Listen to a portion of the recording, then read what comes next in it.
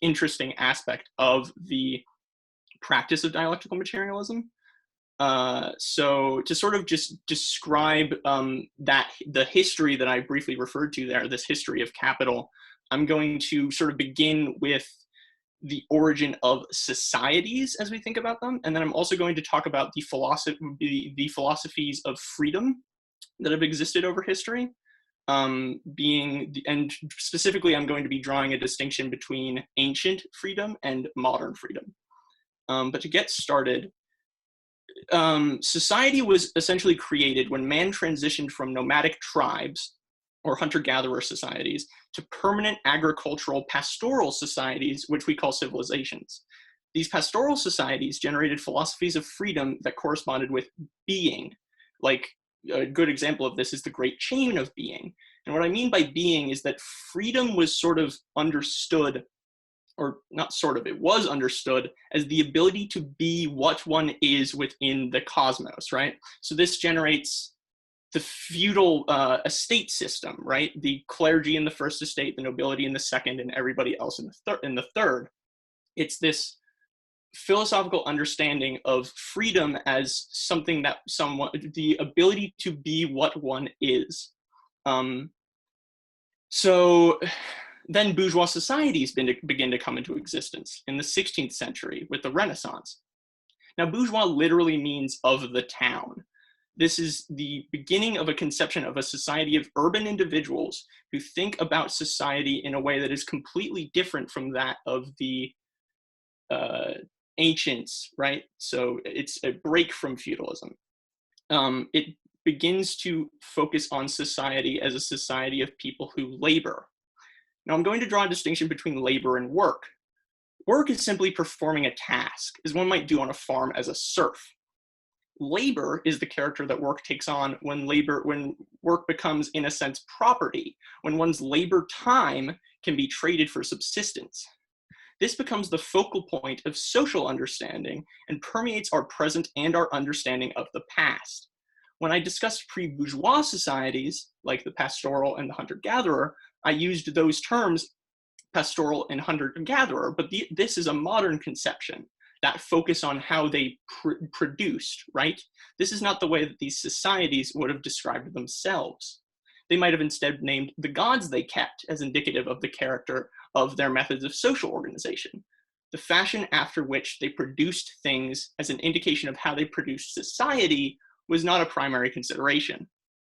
This is the fundamental transformation brought on by what we call bourgeois society, the reconsideration of property oriented around the labor theory of value. It is the character of labor as the fundamental unit of production that confers the things that are produced, and even labor itself, to different kinds of value, use value and exchange value. Things remain useful in and of themselves, but they also become useful for their potential in markets. It is this understanding that causes the bourgeois, the city dwellers, to think differently about property. Now, these individuals become increasingly politically powerful. Over the 300 years between the Renaissance and the French Revolution, labor becomes the dominant property relation. It overtakes the estate system's feudal relations, and this raises the political question of freedom in the 17th and 18th centuries, as the ancient model is recognized as incongruous with this new system of social organization. This is answered philosophically by thought figures like Kant, Hegel, and for our purposes, Rousseau. Freedom is no longer a state of being. It has become reimagined as a potential for becoming. Labor, as the central property relation, generates this potential. The existence of exchange value, the ability to trade labor for that which can be exchanged, raises the possibility of becoming something other than what one is. You now have the ability to switch jobs, to exchange your labor time for property, and then exchange that property for more valuable property, accruing wealth. Rousseau then gives expression to this new potential for becoming, this nascent understanding of freedom, in his philosophical formulation of social contract theory. This comes with the recognition of society as a series of social relations. It positions humanity as being in control of itself, as having the ability to determine its social organization. This confers an individual as well as a social freedom. Additionally, Rousseau's work generates a more rigorous definition of freedom for bourgeois society, that being the notion of radical perfectibility, the ability to change. He also positions this as the fundamental character of humanity, as beings that are capable of change, and so have always been expressing freedom by existing. He raises the image of a noble savage, who has the ability to become civilized as an expression of this potentiality, a potentiality of which humanity has been slowly becoming conscious. This notion of freedom as perfectibility is then taken up politically. There are calls for universal suffrage. There are revolutions that attempt to replace feudal states with a social commonwealth in the sense that Rousseau meant it. And we could look to the French and American revolutions for examples of that. And through these revolutions, through this political practice, the estate system is replaced. For Marx and Marxists, this change in humanity's cosmos, which is a term that Marx uses to describe bourgeois society in order to differentiate it from the historical religious cosmos, represents a qualitative transformation of humanity, which is a dimension that is often overlooked by the people who practice Marxism merely as class struggle. The transition from the freedom to be to the freedom to become. This language speaks to a substantive transformation of what it means to be human. The transition is similar to that of the transition from primitive societies to civilizations. Humanity has been brought closer to the possibility of becoming through bourgeois society's revelations. All of this comes with the recognition that bourgeois society is historical, or to put it more simply, it is transient. And this transience presents humanity with two possibilities: the perfection of civilization and of enslavement in tandem, or the transition into something beyond the history of civilization, beyond the struggle for power, which Hegel called the slaughter bench of history. This reality of bourgeois historicity is described by Marx through the critique of the political symptoms which are present in the world after the first series of bourgeois revolutions, i.e. the French Revolution and the American Revolution. Socialist critiques of bourgeois society begin to recognize the problems with a society that bases itself on labor. Slogans like the anarchist Proudhon's "property is theft" attack the very basis of bourgeois society. Labor is no longer seen as freeing. These socialist propositions reveal bourgeois society in its character as a crisis of the question of civilization itself, and this is itself brought into, and then bourgeois society itself is brought into crisis by the Industrial Revolution, and it is the crisis of bourgeois society that Marx calls capital. This crisis fully emerges after the failed bourgeois revolutions of 1848. As bourgeois society becomes alienated from itself, it generates self-contradictions that represent a qualitative transformation of society. We no longer live in bourgeois society, but in capital. Bourgeois society is in a self-contradictory crisis. It is in this crisis that we become proletarianized. Society in capital is entirely oriented toward production. It is a society that is still focused on becoming, and in that sense, we are still in a bourgeois society, but this becoming is only permissible within the logic of capital. We produce endlessly with no goal, so while we are becoming only within the constraints allowed by our society, by capital. We are not bourgeois workers, freed in our essential condition by our labor. Rather, we are capital's serfs, where we are presented with the possibilities of social contract theory, of bourgeois society, of taking control of history. We are instead subjects of that deformed society, rendered unfree by the very same labor that was genuinely liberating 300 years before 1848. Marx recognized the possibility of transcending capital represented in the socialist workers' movement. Rather than bourgeois society as a society of labor, it might realize its potential to offer to humanity a transformed bourgeois metaphysics, an unfettered access to a radical potentiality for all. This might be called the universalization of the urban worker, where urban is not a description of a person in a city, but instead becomes a ubiquitous condition of every person in society that generates a radically altered self-conception similar to that which was realized by the early bourgeois. It is the possibility of the generation of self-consciousness and social consciousness, and the freedom offered by these two consciousnesses, that is represented by the socialist movement. Unfortunately, the modern left seems to lack this conception. Marxism has become vulgarized. It has become a description of class struggle in the spaces where the left has not simply done away with Marxism entirely. The point of this teaching is to reveal this other historical dimension of Marxism.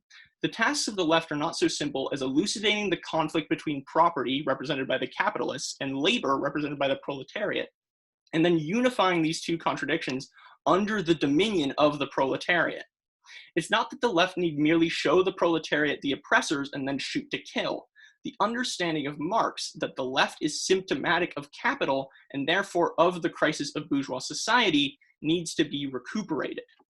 This is why Platypus wants to reconstitute a Marxian left, so that the crisis of capital can be theoretically dealt with and humanity can inherit its history and liberate itself. I'll now open the floor to questions. That's the end of my presentation.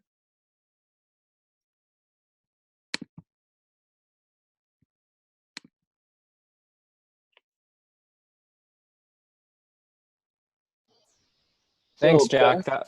Oh, sorry. Astrid, go ahead. Oh, you go ahead. Oh, I was just about to say thanks, Jack, for this brilliant presentation. I was specifically curious to hear what Aaliyah, Astrid, and Samson, as maybe the new people joining us, what they thought about Jack's presentation, anything that came to mind, their impressions, anything that didn't make sense, etc. Yeah, feel free to ask any questions you want. I'll try my best to answer them, and I have 4 other people in here who can also take a stab at it.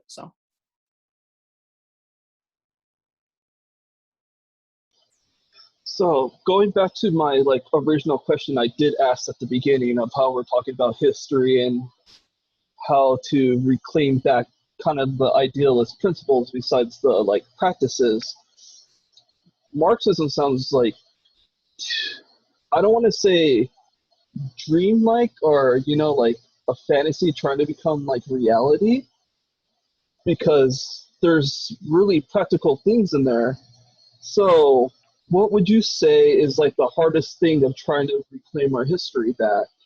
Is it the human agent, or is it the agent of philosophy behind the whole practice of Marxism? Well, a lot of the problem, and we get into this discussion a lot more when we talk about reification later in the quarter, and we talk about George Lukács, is that the character of capital makes what one might call maybe the original bourgeois understanding of bourgeois society very difficult to recover, right? And that sort of plays into what I mentioned in the teaching about sort of endlessly producing production with no yardstick, right? Like it's the character of a society that is sort of becoming, but only in this very reified, malformed sense. Reification is a really difficult concept, and I'm going to use the term a lot because it's a way to condense the idea. And trying to explain it to you in the next even 5 minutes would do it a disservice. So definitely come to the reading group or read George Lukács yourself. But it's this sort of fetishization of philosophy that definitely presents a real barrier. And as individuals who live within capital, we live with that sort of education, right, about these ideas. So that's probably the largest barrier to the recuperation of Marxism, is the character of capital as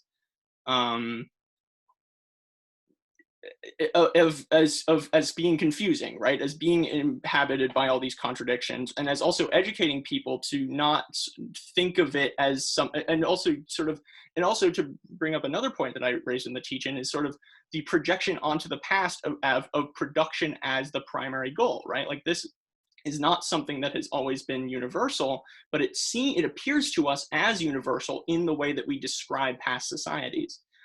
So that's part of the character of capital as obfuscating the issues a lot of the time. And then also, I mean, we could raise the point we were talking about earlier. Obviously, the legacy of Stalinism and Maoism in the 20th century has severely marred the sort of legacy of Marxism, right? Like these tendencies have effectively alienated the left from Marx. Like, they've made it difficult to recuperate it, only because there's such a, you could almost call it a stink on the idea, right? Like, there's so much just death and suffering associated with it that it becomes difficult to sort of talk about it without being shouted down for wanting to kill a bunch of people.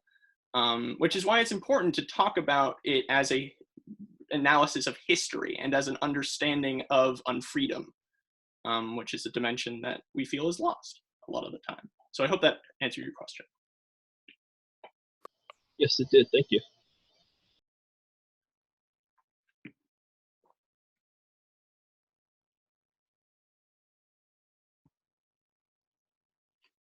Any other questions? Anyone from who's sort of been with the club before want to raise any critiques of what I said or try to flesh anything out?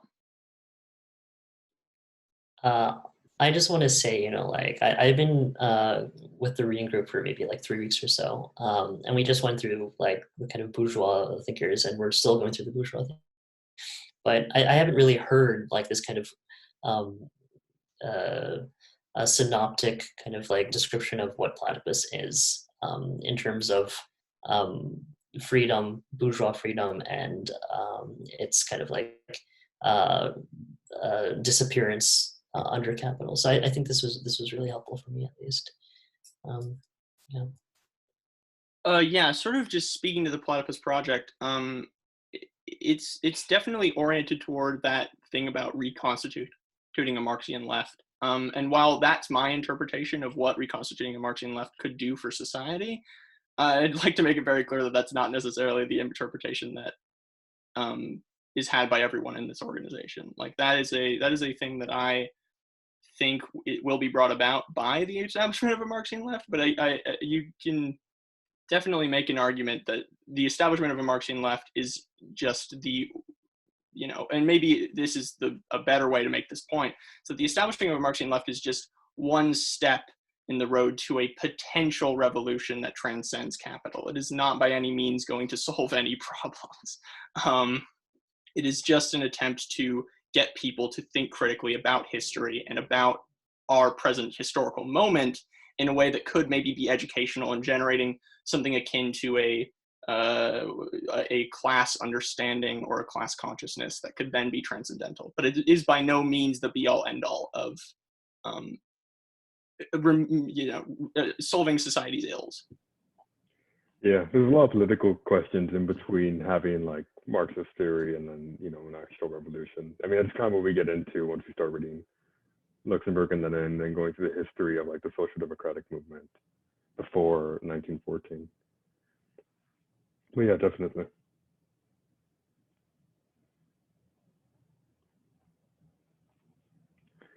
I'd say also like, if anybody has any questions about Jack's presentations, but also just any questions in general, any questions you might have come into the presentation with, and we're hoping that would be answered, or about socialism, about Marxism in general.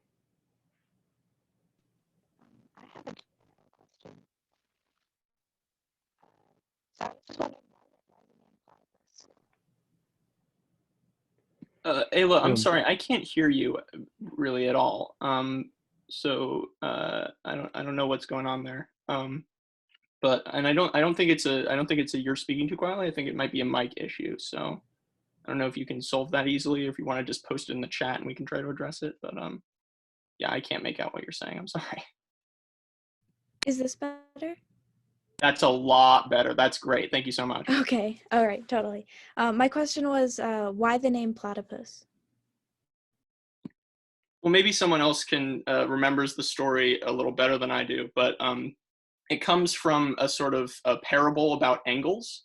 So Friedrich Engels, being a good, dialectical materialist, and believing that history had a sort of rational social order, or had a sort of rational order to it, right? Like that things existed for a reason, was sort of the basis of his understanding of the world. He read about a platypus in a newspaper or pamphlet, something, and he was just baffled by the idea of an animal that had poisonous fangs in its feet, that had a duck bill but was a mammal, that had claws. Like, it was just it was so completely outside of his realm of understanding of how, like, the universe was supposed to work, of a rational order to things, that he refused to believe that the platypus existed, until he went to a zoo and saw a platypus and went, well, and it had to, and as a good materialist, had to be like, well, okay, this thing definitely does exist, but it's just so incredibly difficult to categorize. But that doesn't necessarily mean that it didn't have a rational reason for coming into being, right? And so we think that the platypus is a sort of representation of the left today. We take this story to be a metaphor. So we see the left as this thing that's sort of impossible to categorize and seems like it has no right to exist, and yet continues to persevere and continues to exist.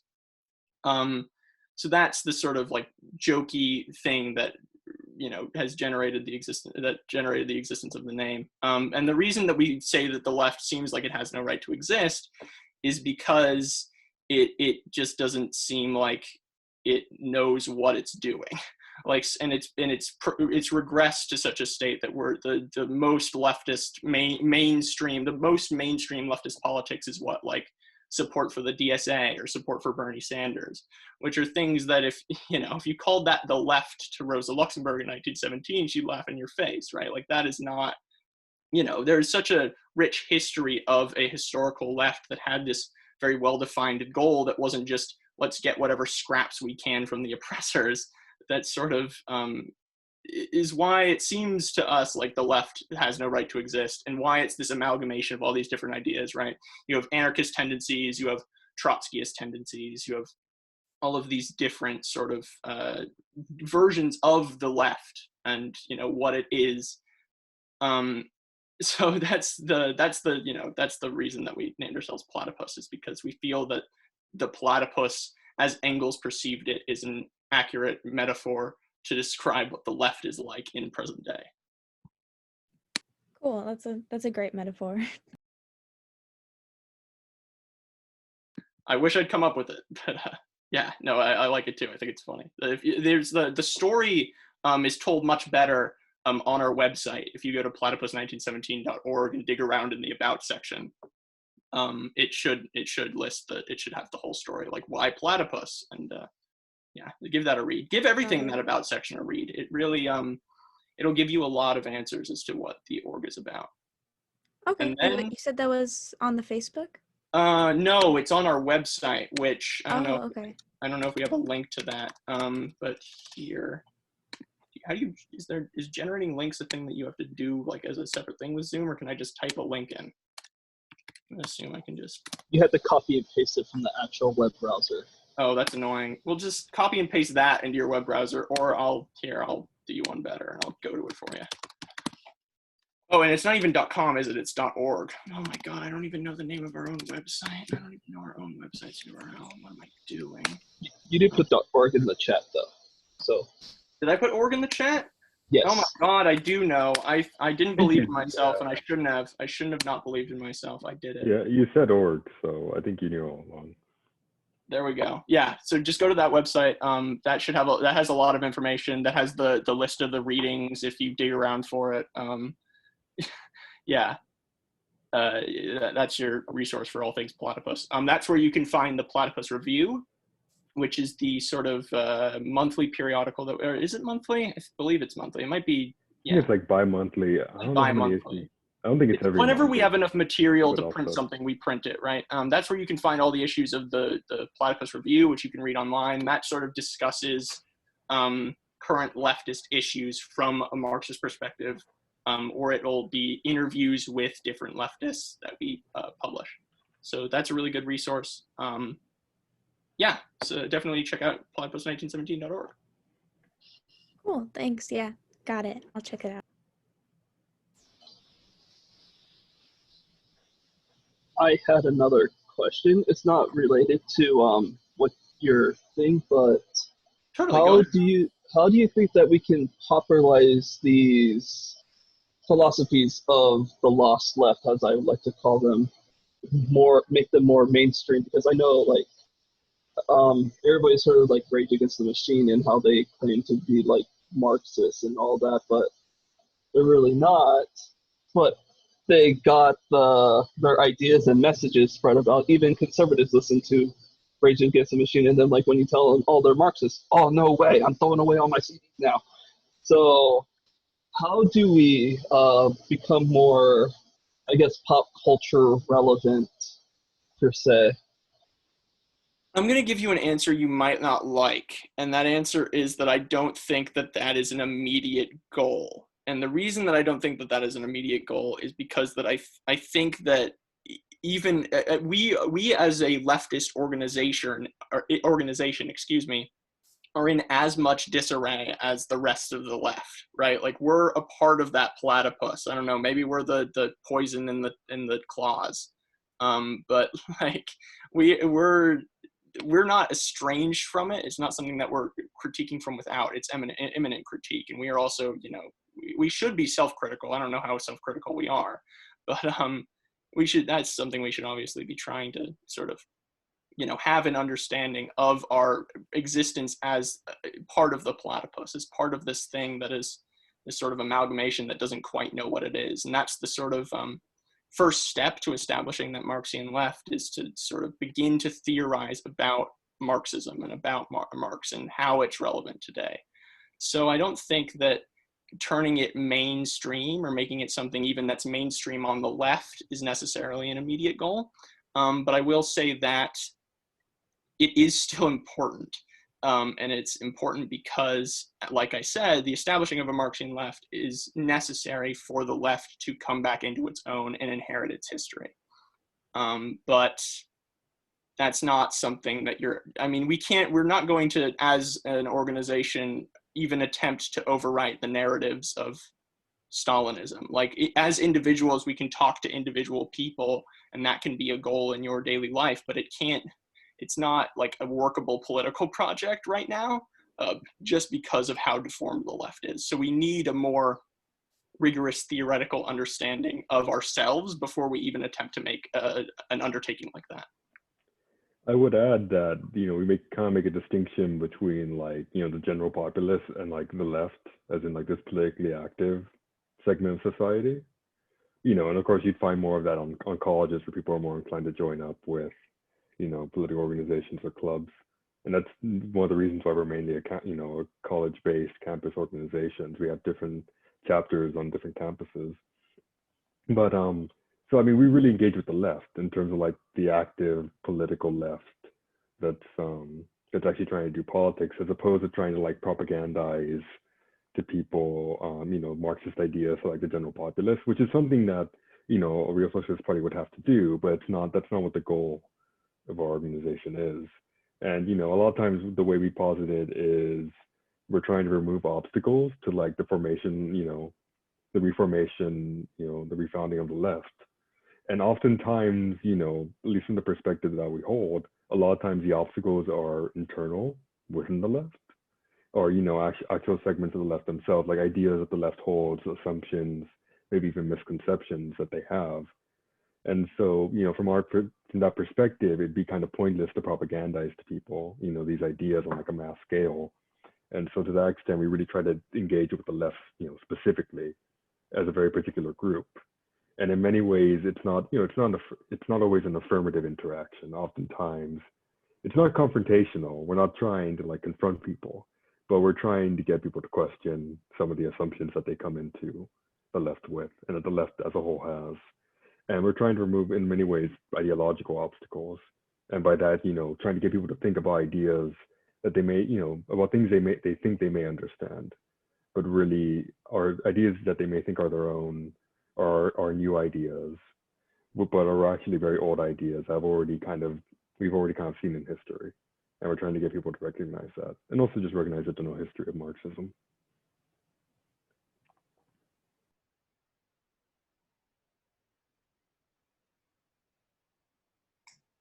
On the subject of like understanding what Marxism is, I think that's the value of looking at the texts themselves. You know, like actually, going back to what Marx said or what Rousseau said or what Adam Smith said. In that way, you can clarify all of these kinds of like what Matt called like ideological obstructions. So that takes work. I mean, like, and perhaps it's not really like a kind of pop cultural like thing to do or to kind of like popularize. Right, and then also in addition, I'd like to sort of bastardize a quote from Chris who is one of the sort of founders of the Platypus organization. In like the very first or one of the like foundational fora that we had, which is a fora, we host public fora that are like attempts to engage with the left in a discursive way that it sort of sparked debate. Where he was asked about this organization. He was sort of, I forget what the question exactly was, but it was sort of phrased as like, why are you guys such downers? And Chris's answer was, well, to the extent that we are downers, we're not going to lie to you. Like a lot of organizations on the left are going to try to pump themselves up to be doing things that are more valuable than what they actually are practicing. And we're going to be honest with you about the nature of the beast, right? We're going to tell you that our work is not like, it's not life or death. I would also caution any of you to be wary of people that tell you that their work is so vital, especially because so much of the left is in such disarray that it can't really speak to being that important. And like, that's not to say that the work that is being done by anarchist groups who help feed people in food deserts isn't valuable, but that as a path to revolution is something that maybe you should be dubious of.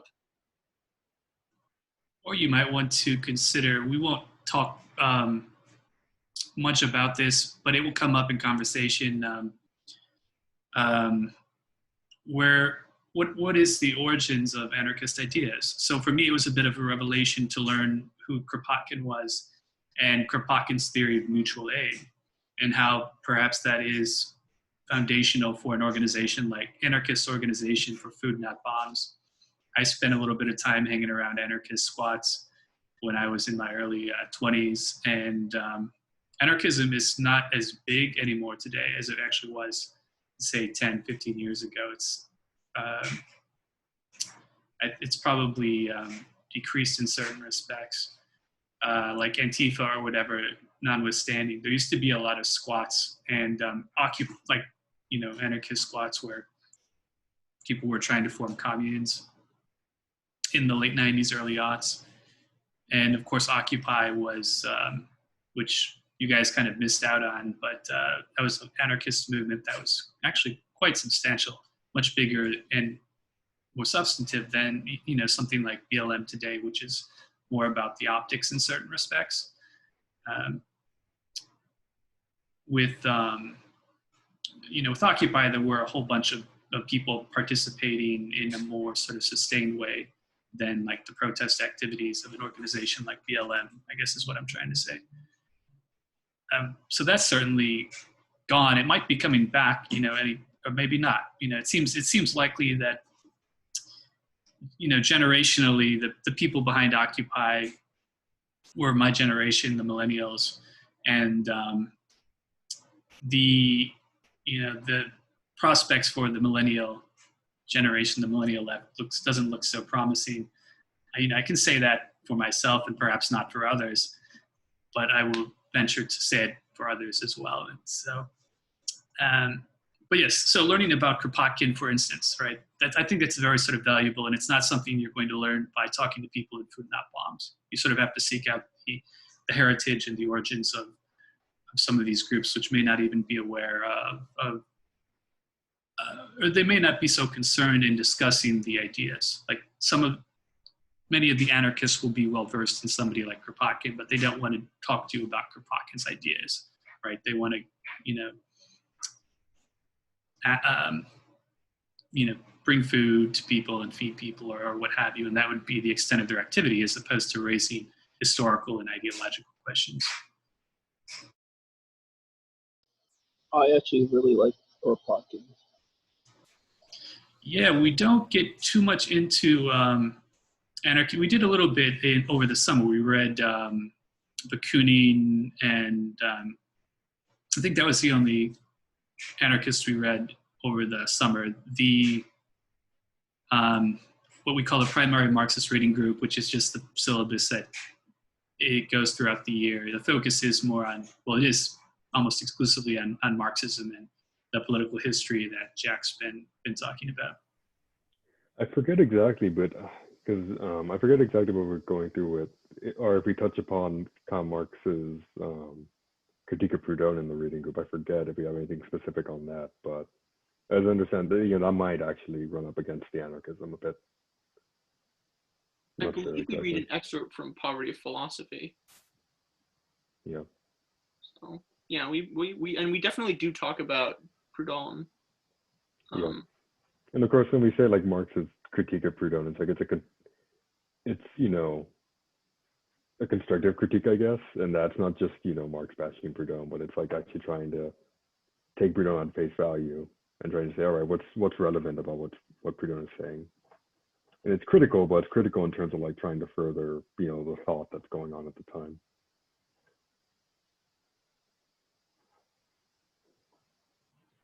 Samson, do you have any questions or comments? No, that was a very interesting history. Thank you. I wasn't here for like. Matt, continue. No, I wasn't here for like the I kind of missed out on the early parts before you started your presentation, but I'm wondering where you guys are coming from. Like, what's your experience with the left? Like, what kind of brought you to this teaching?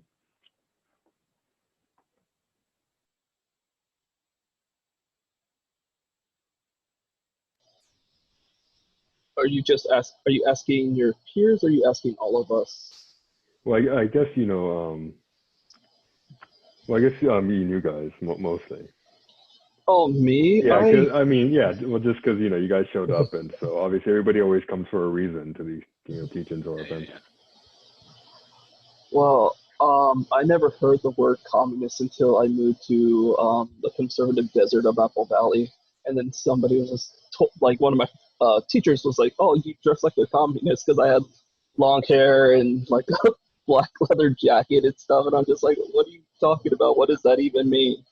And so like I Googled it, of course, and then I was just like, "Oh, okay, I'm interested now." So I read the Communist Manifesto like in high school, and I joined the anthropology department at my community college, and that's kind of my associations with the left. And then I got more interested in other socialists that are from the first wave of Germany. I forgot what his name was, but he was just like he was a nihilist nationalist. I forget what his name was, and he committed suicide. What I remember, I'll tell you, but he was a very interesting character as well. And then I started reading. Sorry, are we talking about German SPD, like the Socialist Party, or? There was this one point where there's like a bunch of Germans that are writing of different parts of socialism. They're not necessarily like we're together in like a party. I don't think he was part of the party, but he was definitely a writer at that time period. I'm trying to remember his name. It'll probably come to me at the end of the meeting, but I'll bring it up next time. Yeah. I mean, this is like the 19th century. I mean, there's all kinds of socialists running around. I mean, socialism was really obviously a very new thing at the time. And I guess one of the things he pushed with Marx is that he's really interpreting a movement that was already taking place at the time that he was, writing and thinking. I guess the popular misconception would be like Marx invented communism, which of course he didn't. He's writing in many ways, like, to the extent that he's a communist thinker, the way that he writes and the way that he develops ideas is very much through critiquing the other socialists and communists at the time and trying to interrogate their ideas and, take them seriously, of course, which of course I've always found interesting. Yeah. And then I read Peter Kropotkin, and I kind of fell more in line with that side of the left as like kind of autonomous state and state of being per se, not exactly a state. But then I watch people not return their shopping carts, and I question my beliefs of anarchy. So yeah, that's my story.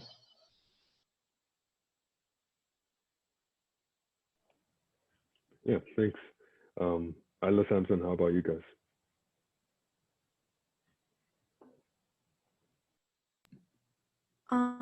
Well, I kind of got interested in it because of a friend I met, honestly. He just, he was always been pretty knowledgeable about it and would just kind of introduce me to those different topics and talked a lot about like anarcho-syndicalism and like Marxism. And I just started wanting to find my own research and like, I don't know, just getting a part of things like this where I can like learn more. I just find it very interesting.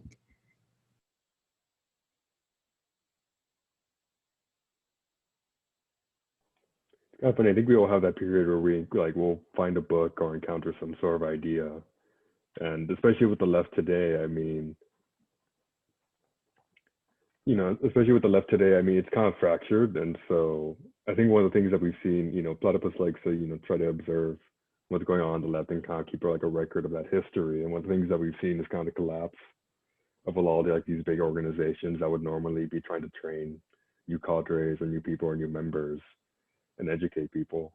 And now we don't see that so much. And so I guess, with you and then after, this idea of like people kind of encounter these ideas in isolation. Like, they'll just, hear a word or, hear about a certain idea, and then they'll go, and especially with the internet today, it's easy to then look up, Kropotkin, look it up, and then, there's free access to all his books, and then you read that, and then people kind of develop their ideas in isolation. And so we kind of try, I think one of the things we try to do is get everybody talking, because then, you, especially since we're on campuses and we're picking up people as they're just coming into college, this might be their first time in a larger intellectual environment. And so, it's kind of part of the mission of education, but I find it really interesting how you guys kind of come upon these ideas.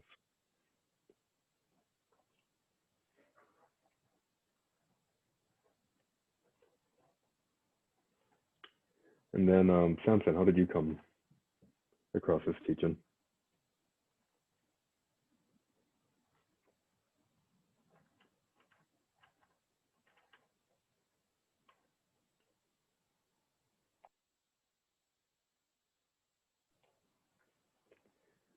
Well, maybe you walked away for a bit, but I don't know if you guys had any more questions. I mean,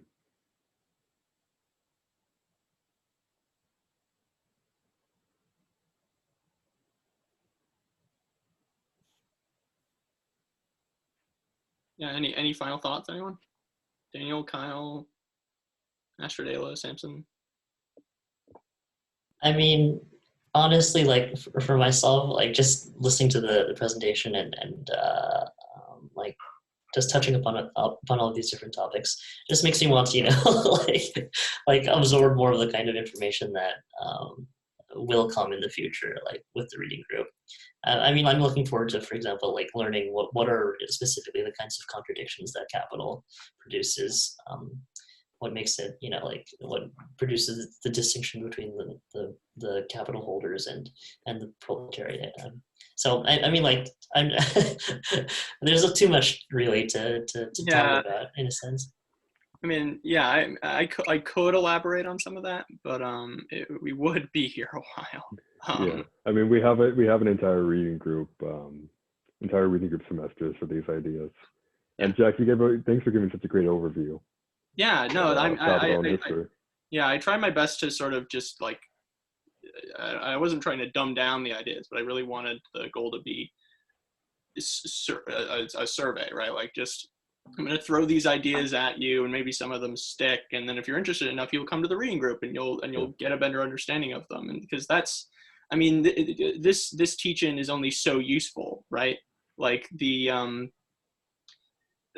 ideas speak so much better when you're reading them from Marx, from other figures, from the Second International philosophers, from Georg Lukács, and then the Frankfurt School. but you know, this is really designed to get you to be exposed to the ideas and to be exposed to the perspective that we try to bring with the reading group, and hopefully that piques your interest and you come to the reading group. Come to the reading group. I'm gonna keep saying it. The plug is the reading group is on Saturdays at 2. Yes. So every Saturday. Do we have a link in the chat for that? Also, if you guys want to send your emails, we can add you to the mailing list, which is basically just updates for when the reading group is, just what readings we're doing for each week, and then reminders about any other events that we're holding, just panels, coffee breaks, stuff like that. Did you meet last Saturday? Because I tried clicking on that document link in the link in the document. So. Yes, we did. Did you try to attend the group, or were you just trying to do the reading? I wanted to do I wanted to join the reading group because I did watch John Karl Marx on Friday, and I was invited to come to the reading group the next day, and I was like, yeah. Then I clicked on the link at 1:55, and then I went into like 2:05, 2:10, somewhere around there, and I was just like, oh, disappointment. Wait, did you try the link in the sign up sheet? No, yes. That's I'm sorry. That's like the alternative link for the cornucopia thing. I don't know why that was there. I'm sorry, but I'm really sorry. All the events are on Facebook though, so I'll put that again. Yeah, and then again, if you give us your email, we'll put you on the mailing list, and we have the regular emails for the reading group there. Yeah, I got the email for tonight, so that was awesome. Okay. All right, so I guess you're already on the mailing list. So right now we're actually just doing a general West Coast reading group, just because with the coronavirus and everything, it's kind of hard to meet in person, and we just thought it'd be easier to kind of group all the people on the West Coast together. So it's a general West Coast reading group, but I guess depending on how things go, how many people we get, we might split off back into individual chapters. But for now, we're just doing general West Coast.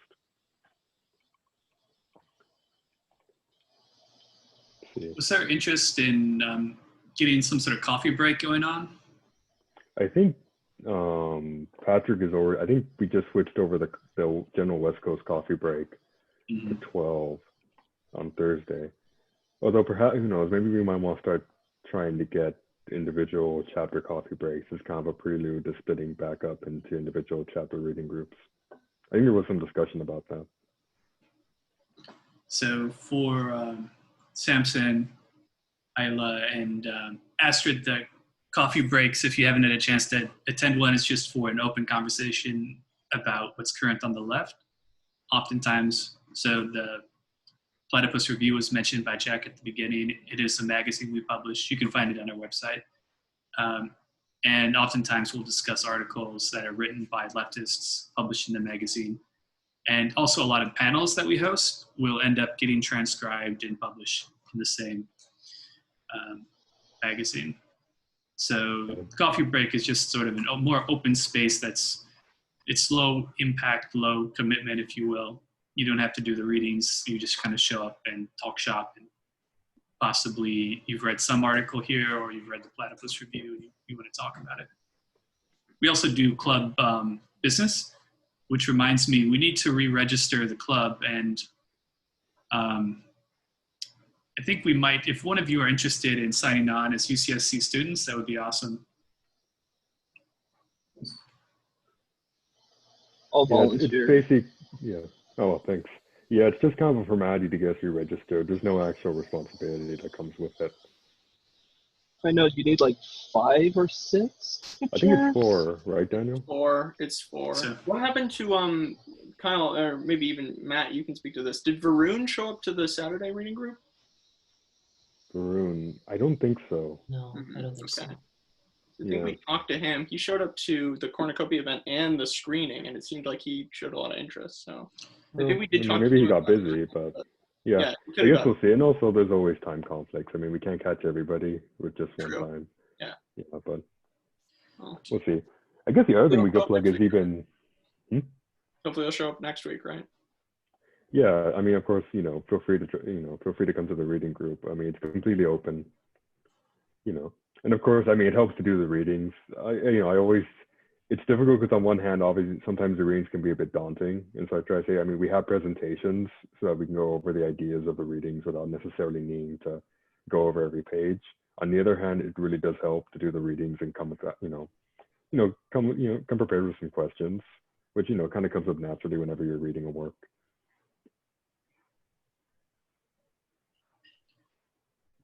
So yeah, I guess we'll be sending stuff out via Facebook and the email list.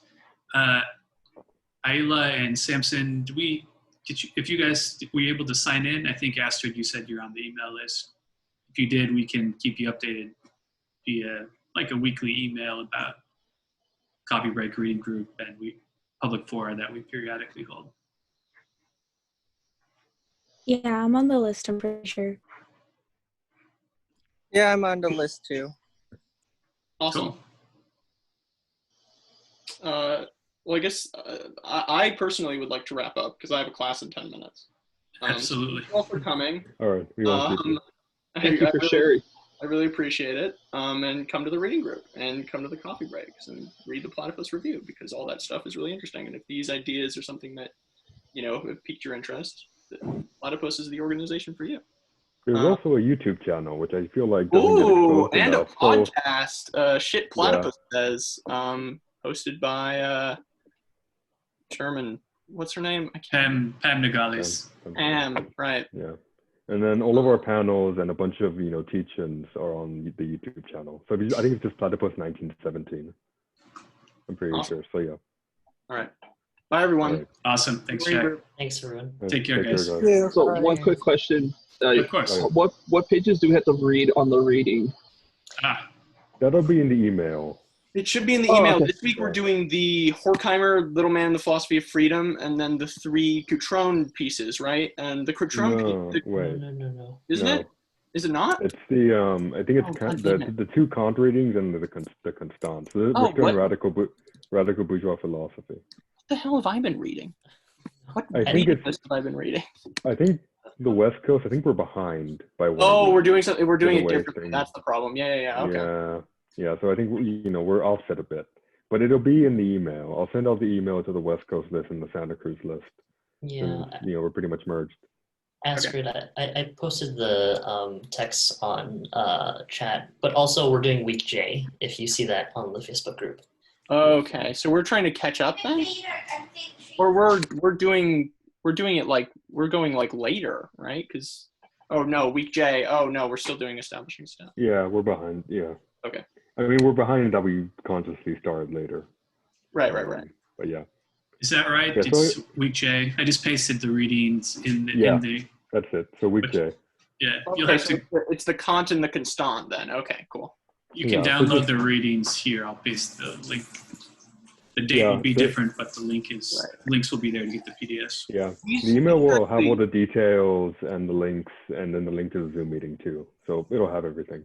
Yeah, and these are actually really great, specifically for the sort of in light of the capital history teaching, because it feeds, these 2 pieces feed into the idea of a universal history and the idea of history as something that needs to be studied. And the Constant is really good on the being versus becoming freedom distinction in the bourgeois understanding of it. So yeah, these readings are great. But yeah, anyway, I hope that answers your question, Astrid. I'm gonna go now. Yeah. Bye, guys. All right. Thank you, Jack. See you guys. Yeah, Later, bye. guys. Take care. And thank you for joining.